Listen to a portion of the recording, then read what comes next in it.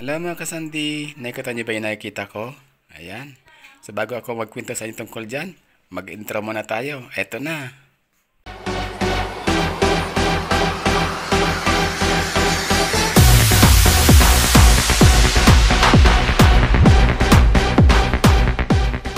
So ito na nga mga kasandi, kakatapos ko lang magmekos-mekos doon sa labas, medyo naglinis tayo ng ating kapaligiran, inayos ko yung aking mga halaman, at pagkatapos ko nga ay pumasok ako ng bahay.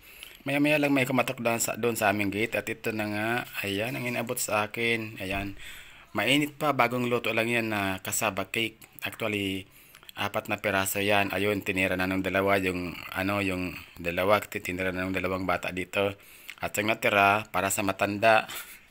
So yun na nga mga kaibigan, kaya naman ako ay napablog nang wala sa oras kasi nga nakakatawa naman na mayroon kong kapitbahay na katulad yan o na hindi mo inaasahan na biglang magbibigay ng pagkain sa iyo. O kayo ba mayroon kapitbahay na katulad yan? Abay dito lang siguro sa amin mayroon ganyan.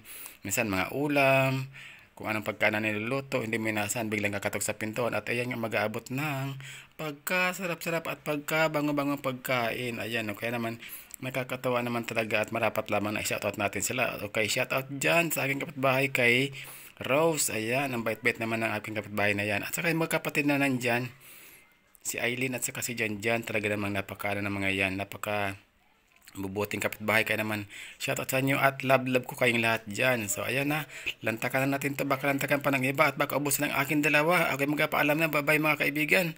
See you ulit on my next vlog.